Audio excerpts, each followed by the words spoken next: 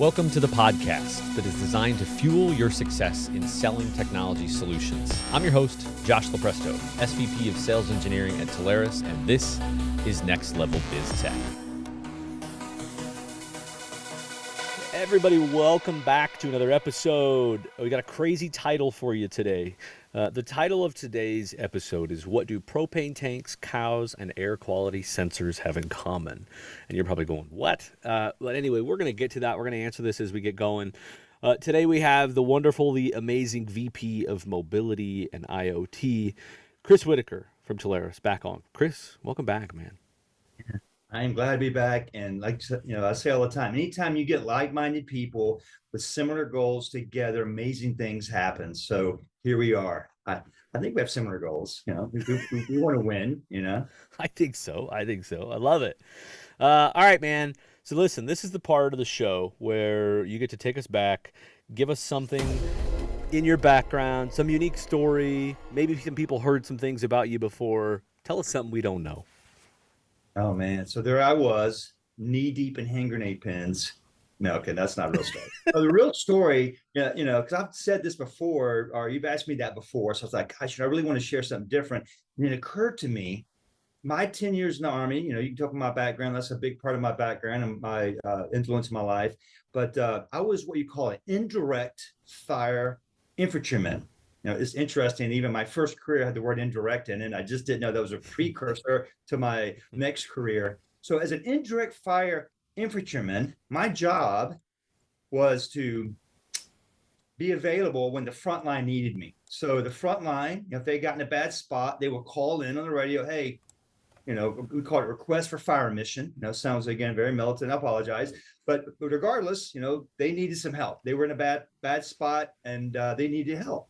And what they would do is they would give me their coordinates. They would tell me where they were. They'll tell me what's the nature of the problem they're having. Was it enemy forces coming on them, or tanks coming on them, or a trench line in the open with enemy soldiers, whatnot. So they would tell us, hey, here's where we are. Here's what we need. Here's what we're looking at. Here's what we're dealing with. Help. And we would take all that information and calculate and determine where we need to send these rounds, what type of rounds, and how many rounds. So I love that story because it just occurred to me. It's like, wow, that's kind of what I do today. I take that call from the front line.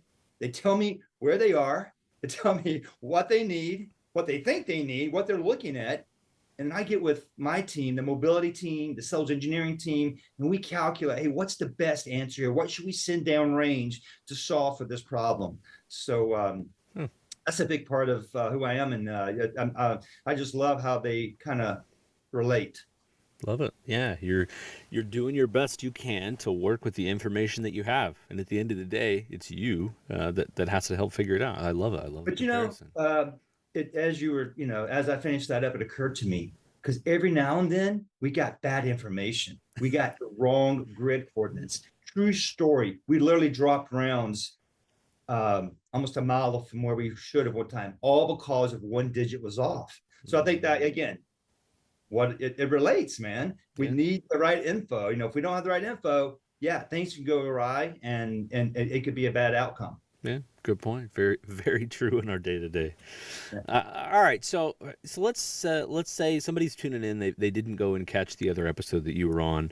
Maybe just do a little bit of a reset for us. Break down.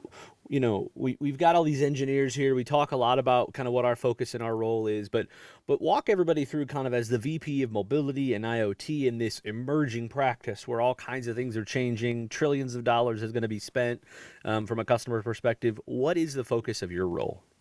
Man.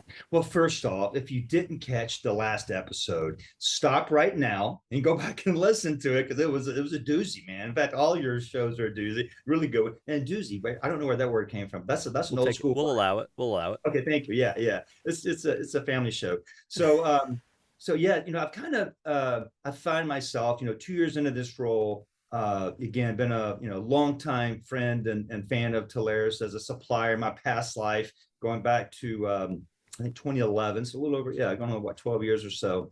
But today, I feel like I have 3 roles here at Telarus, and I'll tell you those 3, and then there's 3 more points I want to make. But the first role is partner enablement. partner enablement. Second role is colleague enablement, because a lot of my colleagues come from a true telecom background. And even they're like, wow, mobility, IoT, what are you talking about? So, help my partners, help my colleagues. And then as important, helping our suppliers. I'm an internal resource consultant for all of our suppliers going, hey, here's what we need to win. Here's the information we need from you. Here's the support we need from you. So those three things are important. But from a partner perspective, I like to break it down to it's the how, the what, the why. So the how, very partner focused. How do you do this? What's your go-to-market strategy? Me and my team, I say my team, my teammates, there's 5 of us, advanced solutions, CCaaS, UCaaS, cybersecurity, cloud, and then me, IoT and mobility. And I love there's even a whole nother story how I could talk about how there's a line that kind of weaves us all together. But, how, a lot of our team even goes as far as helping our partners do interview processes to hire someone to be a specialist in one of these disciplines. So, that's what we do for the partners, how to go to market. How do you do this? How do you create your own practice? How do you lean in and make one of these advanced solutions a big part of your offering versus, give me your phone bill, I'll save you 30%, get you something better. Again, that works, but let's face it, if you want to go deeper and wider into an account, you need more, right? So that's how. The what. This podcast is a great example of the what. It's the technology. Let's break this down. So many of us in this space kind of grew up in our technology careers. Again, simple connectivity, whether it be, back in the day of T1s and PRIs up through coax and fiber now, and dare I say, even all things wireless, microwave, cellular, satellite. So, we can help you break down the why, help you do that technology overview. And a part of that is a supplier overview, because the technology is great, but if you don't know who you can go to get it from, then what's the point? So go to market, the technology, and then I love the last part, the why. Why is all that important? You may ask. It's the revenue. How do you make money with this? How do you take it? My friend Greg Plum, the top tier guy, I love his, yes, thank you. How do you take it from promise to profit? The promise of what this product and this solution delivers, all the way to now the customer's profitable, you as a partner are profitable because you're earning commissions.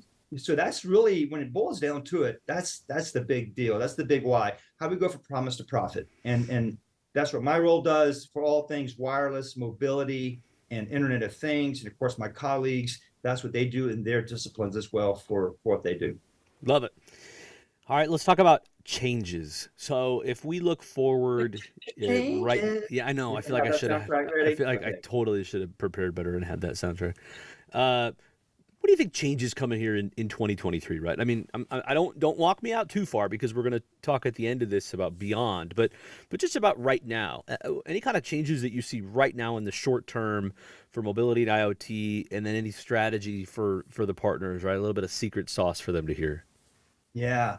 Well, just in the last 6 months, a few things, a few observations. As I mentioned, I've been in this role for 2 years. The first year was kind of like phase 1, just trying to get the word out. Hey, hello, the open signs out front. We can now do IoT and advanced wireless solutions. So spent a lot of time just kind of getting that message out. But in the last 6 months, it's been amazing. Even yesterday, I was at a Gear Up event in Atlanta, Georgia, and the lights are coming on. The moments are happening that I've been waiting for. Partners coming to me going, hey, I need to talk to you. I finally get it. I've heard you 3 or 4 times. It kind of reminds me of the sales cycle too, Josh. Yeah. There's a lot of stats that say, most companies, no one really makes a buy-in decision on the first 1 or 2 calls. It's like the 5th or 6th or 7th call. So I think our partners are probably no different. It takes hearing the message 3, 4, 5, 6 times before it goes, I get it. And I was talking with one partner yesterday, and literally in this 5-minute conversation, there were 3 moments. He's like, oh my God, you just gave me another idea. Oh my gosh, you gave me another idea. All of our partners are working with enterprise companies or mid-sized companies, even SMBs can benefit from all these things we're talking about. So Yeah, there's more going on. I mean, the word AI, the acronym AI, artificial intelligence. I actually had someone ask me yesterday, so what is AI again? I was like, okay, how much time do you have? But when it comes to, again, AI is being used, again, in almost all of these advanced solutions in some capacity. But yeah, for me, the one I think is the coolest right now is AI video. We have a handful of great suppliers offering that, but the surveillance cameras we see everywhere. So if you're a partner and you're visiting your customers, your prospects, and you see a security camera, just ask the question, hey, how are you guys using that security surveillance video? Is anyone watching it?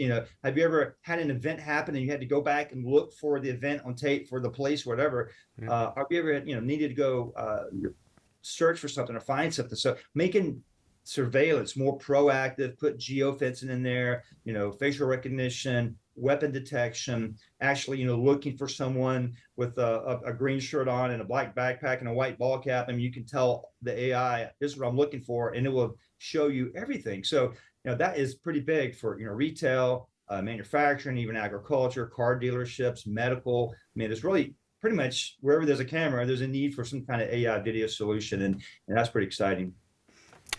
So I want to take you back here for a second. When I was selling vacuums door to door, the biggest thing that I found helpful, because it turned out people did not want to buy a $3,000 vacuum without being persuaded a little bit, was how to handle objections. So I want to talk about objections for a second. What do you think a common reason that partners avoid this area if they're not doing it right now? If they know it's there and they're not doing it, what would you say you expect their objection to be, and how do we help them overcome that? Right. Great question. And there's two areas that we'll call it two buckets that I kind of tend to, the mobility wireless, and that's all things with a SIM card, cell phones, tablets, watches, gateways. And then the other bucket is more the advanced solutions, emerging technology, enabling technologies of Internet of Things, which is a huge bucket, by the way. I think it's a bigger bucket. It's more like it's just a bigger bucket. We'll leave it at that. So yeah, I hear these objections and these reasons a lot. From the mobility side, hey, it's not much money in it. It's complicated. Nobody wants to talk about that. I don't want to get in the cell phone business. I'm not going to be, I don't want to stock cell phones and have to deal with broken screens, people forgetting their passwords. I mean, all of these are, I'm like, what, you're valid. I wouldn't want to do that either. But the good news is you don't have to anymore. I mean, years ago, that was the case. But with our suppliers today and our mobility team, we can remove a lot of that heavy lifting and the burden away. I mean, does it mean it's simple and easy and there's no problems? Of course not. I'd be lying. But again, we have the expertise and the relationships with all these, whether it be the major wireless carriers, or all of our mini aggregators. We're slowly but surely just kind of chipping away at this to make it more profitable. In fact, we're seeing a trend. We're seeing a trend of even the carriers, trying to go back, try to get to that recurring residual model. Historically, the big carriers have been just all up front, and no one's too excited about that. I will tell you this: the largest deal last year, this is a big announcement. I don't know if this has been in the release, but we're going to do it. We're going to go there. The largest deal last year was mobility. Mobility was the number one deal last year, and I wish I could tell you that these kind of deals are falling from the trees, but they're not. But they're out there. I mean, if this partner didn't have the wherewithal and the foresight to go, hey, let me dig into this. Let me ask the questions. Let me look into this and figure out how can Taurus help me with this. So it was a massive deal, 400,000 plus MRC. It was just a really whopper deal. And even I was just looking at our numbers this morning from February. I mean, a huge month in February, and the average deal size is just going up, up, and up, and up. I mean, it used to be literally a couple $100 here and there, then a couple thousand here and there, and now it's like 8, 9, 10,000, 20,000, 25,000. And the other area, by the way, yes. So yes, cell phones are a big part of it, mobility, SIM cards, but wireless expense management, manage mobility as a service. So even if you don't change any SIM cards, you don't change any hardware, there's money to be made in mobility by just asking the question, how do you manage mobility in your business? Well, the time on that right now, right? If you look at the weirdness of the last 12 plus months, the current economic climate, I think the timing on that is huge, where I don't know that a lot of people have thought of that wireless expense management in the same way they know traditional telecom expense management. So I think your point there is huge. Yes, I mean it's massive. So and we have a great collection of suppliers in this space. Um, all you need to do is just get one or two cellular wireless bills are better than one, because obviously one could be have different variables at play there. But if you have two, that's great. They can do an assessment and come back to you before you even get on the phone with your customers. Say, hey, by the way, if they were our customer these last 60 days, we would have saved them 20-30%. Yeah. And they wouldn't have had to worry about, because maybe they are a company that has someone in accounting or someone in IT, which makes a lot of sense, reviewing a phone bill. But most often, no one's reviewing the phone bill because it's 100, 200, 300 pages, all these different codes that mean nothing to the layperson. And they just look at the bottom of the bill, go, okay, it says $10,000. Well, we got budgeted $12,000. So, hey, it's below budget. Sign off on it, send it to accounts payable, problem solved. No. Oftentimes they're overpaying so much. So, you as a partner can help there. Yeah. And you're spot on, man. What CEO or C-level is not looking for ways to save money today? It's always been the job of the C-level to be profitable and look at the bottom line, yep. But probably more so now than in many years. Yeah. So let's talk about, let's come back to the topic of this podcast for a second. The question is, how do propane tanks, cows, and air quality sensors, right? How do they all tie together, and why do they matter? I mean, we've seen in years past, we've seen a visual of the connected cow, right? We can check the milk output, we can check the temperature, we can check the location, all of these things, right? And we've talked about, rather than sending out a tech to check the propane tanks at all the different locations, we can have a notification when it's low. We can embed 4G, 5G in there, air quality, all those things. Help me understand, how do these things tie together, right? How do we help partners view that it isn't just, and maybe it's okay if it is just a sensor here, a sensor there to start. How do you look at these things, right? Do they all need to tie together? Should we be talking about these things separate, and maybe just, without getting too far into the weeds on an example, because we're gonna push you for an example here in a second. Well, how does a deployment, if we go do a cow or we do the propane or whatever, walk me through some of these? Man, gosh, you're right. Where to begin and how much time do we have? I love this question. It always comes down to, by the way, we don't sell IoT solutions. We don't sell connected cow solutions. We sell outcomes. We're looking at the outcome. So every business has a different desired outcome. And this is where it gets challenging. This kind of goes back to the last question too, of what kind of objections are you hearing? We talked about mobility, and I'm going to kind of bring that question into this question as well. But when it comes to IoT, a lot of partners are like, wow, it's just so complex, Chris. You talk about 300-400 different sensors and solutions. I'll just stick with SD-WAN and UCaaS and cybersecurity. I got these. But what you're talking about is just so wide, such a wide range of topics. But it's about how can a company become more efficient and effective using technology. So that's how you got to boil it down. Don't overthink it. And I do have some great examples that I'll share with you in a moment. But the connected cow, just real quick, I was visiting a day ago down in Florida, Rob Santori.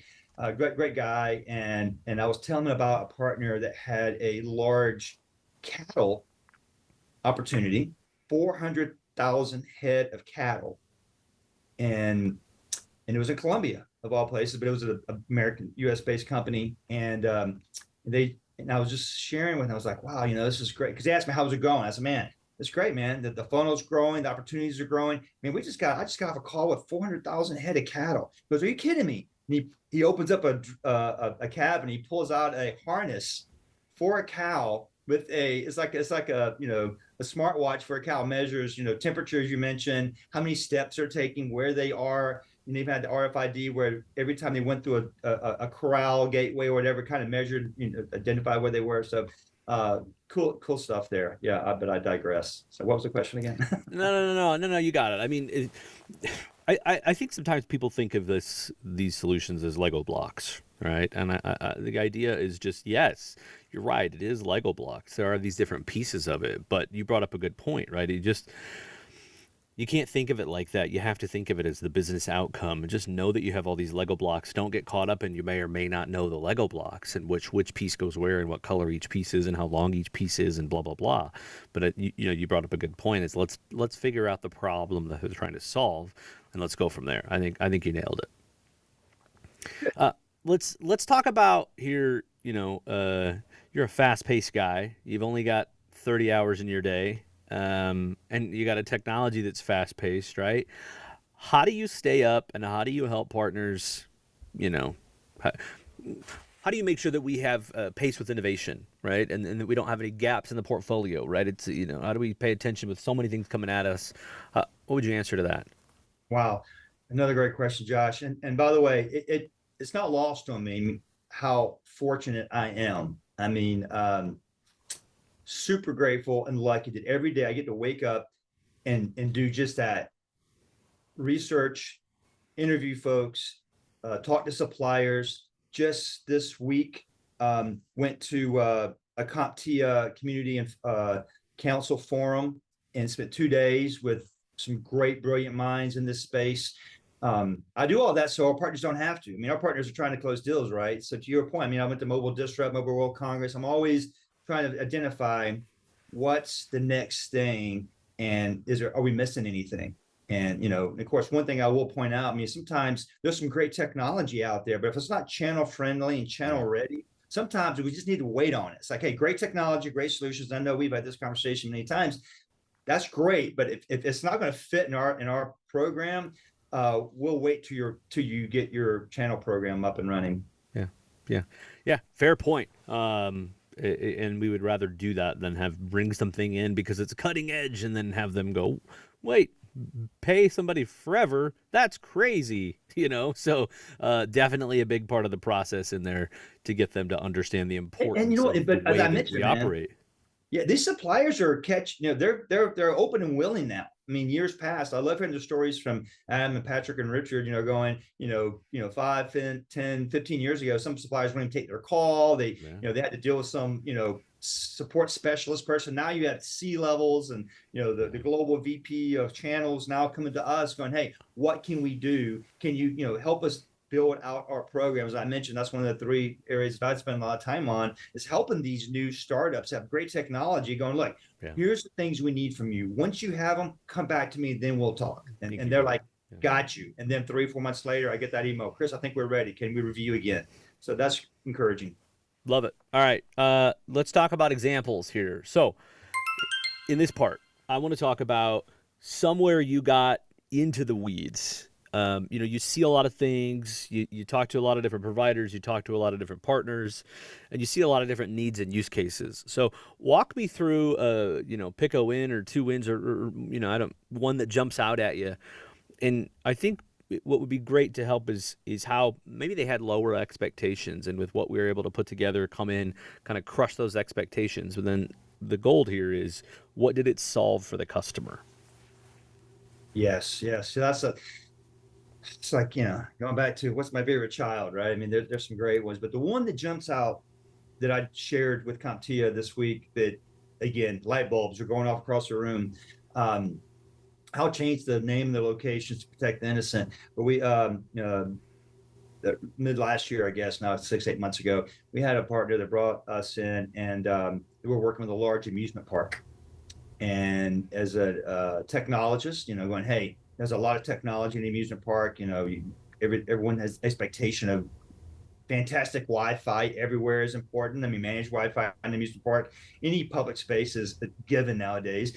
But they were going through a discovery, and asked that question, hey, what talking to the director of operations, what's one of your biggest problems you're dealing with right now? What's the problem of the day this you guys are talking about in your leadership meetings? Because believe it or not, I don't think you can help me with this one, but it's staffing. We just can't get enough people to work, in the middle of the summer in the amusement park. Just can't get enough people. And he goes, well, that's interesting. You're right. I'm not a staffing agency. I mean, I could probably, hook you up with some folks. But by the way, what tasks are not getting done because you're shorthanded? And what a great follow-up question. By the way, that's called a diagnostic question. There's questions and there's diagnostic questions, right? It's a good one. Diagnostic questions lead you to the opportunity. So the partner goes, yeah, what's not getting done? He goes, well, it's probably a lot of things, but the one right now that I'm getting the most complaints on is the trash cans in the park. We have over 100 trash cans, Mm. and our patrons pay a lot of money to come here. And the last thing they want to see is a trash can overflowing with bees buzzing around, and it smells, and there's sticky soda spilt on the at the bottom of the trash can. No one wants to see that. And I can't. And by the way, my employees, no one's really excited about going into trash cans. The partner goes, wow, that's you know what? I think I can help you with this. What if you knew which trash cans were full, which ones were halfway full, and which ones that didn't need to be emptied? If you knew that all on a, say, I don't know, a smartphone app, would that help? Well, yeah, I guess it would. I mean, I wouldn't have to have, by the way, 12 employees, needed 12 employees to make sure all these 100 trash cans were empty Whoa. and overflowing. 12 employees. And he said he was always about 4 or 5 short. So there was always some trash cans not getting empty. So they deployed this solution, an IoT solution, a trash can sensor, if you will, that could measure the volume, of if it's full, half full, or not full. And those devices talk to a gateway, which talk to the cloud, which sits it back down to a smartphone app or a tablet, and gave them a dashboard and prioritized the trash cans in order of which ones were overflowing and so forth. 3 employees from 12 to 3. Come on. And here's why I'm really excited about it, because okay, so you're like, that's great, Chris. They know which trash cans are empty now. Great. That's awesome. I mean, not to mention going from 12 employees, think of the payroll for that, down to 3, and able to use those employees elsewhere in the park. But here's where the data gave them some more information. They started to realize, hey, wait, these 5 trash cans are always the fullest. Maybe we need more trash cans over there. maybe we need to redesign and think about our trash collection points in this part of the park. And by the way, they also noticed, it was an indicator of where everybody was at. They kind of knew, because they had cameras and they had other people counters. But it was, again, the more data points you have to validate a metric, the better. So they realized that the bathrooms, where there's trash cans filling up, the bathrooms need to be cleaned more often. We need to be sensitive to that. And the trash cans in those bathrooms probably need sensors as well. So they were able to just collect additional data on the activity in the park, all from monitoring trash cans. Wow. Great stuff. All right. Beautiful.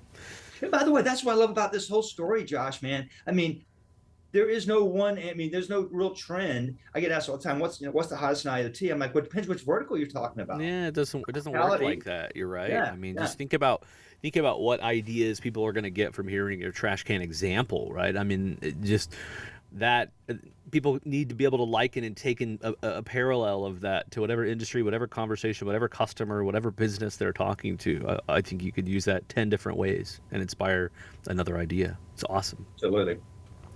Okay, final couple thoughts here real quick. So if I'm a partner, I'm getting excited, I'm getting comfortable, I want to go talk about this more. What would you leave them with here before we get to the final question? What would you leave them with? What's the talk track again? Maybe you kind of alluded to it in the beginning, but I won't steal your thunder. What do you want partners to walk away with in how they talk about this technology to their current customers, their prospects, whatever? Yes. Well, first of all, acknowledge that it's here to stay. I mean, you think about your home. Chances are you have a Ring doorbell, probably a Nest thermostat. You may have some cameras. You have a smart TV, most likely. Maybe you have a refrigerator connected to the internet. And you just think of everything connected to the internet in your house. And then those same partners go, I just don't understand IoT. You do. You really do. It's not as foreign as you think. So that's all the same benefits and features we enjoy at our house. It's available to businesses now. So first, think bigger and broader when it comes to doing a due diligence or discovery session with your customers. Just go a little bit deeper, ask those diagnostic questions. Another favorite one I have is, hey, look at your operating budget. Do you have complete visibility into where every dollar goes? And is there a part of your budget you wish you could control a little better? Just a great open-ended question. It could take you to a lot of different places that you would have never thought of. Now you got that business owner going, yeah, that's a good question. I've noticed, this part of my budget keeps growing. I'm not even sure why. I mean, chances are there's a sensor or an IoT solution that will help with that and give them that visibility, give them that data. Again, mobility, same story. How do you manage mobility? Are you comfortable with the amount of auditing being done on your mobility bill? So I think that says just understanding that both mobility and IoT, one thing they have in common, efficiency and effectiveness. It makes us more efficient. Could you imagine if we didn't have our smartphones? I mean, gosh, No. how much work do we get done on these things? Talk about efficiency and effectiveness. Yeah. Cow, probably the number one invention of the last century. I think that has made us more efficient and effective. Yeah. Think of everything we get done on our phones, and of course, it's proof. And you go to the airport or a restaurant, you look around. What's everyone doing? It's either keeping up with friends or doing some kind of work, right? Yeah. Good. Okay, final thought, man. I want to think to the future here for a second. So, if we look out, let's call it, as Chris is pondering, if you're not watching this on video, if we look out, let's call, 2024 and beyond, where we're talking sensors, gateways, all this great technology. Is there anything, that you want to say this is coming next, right? I'll leave it to you, whether that's AI, whatever it is.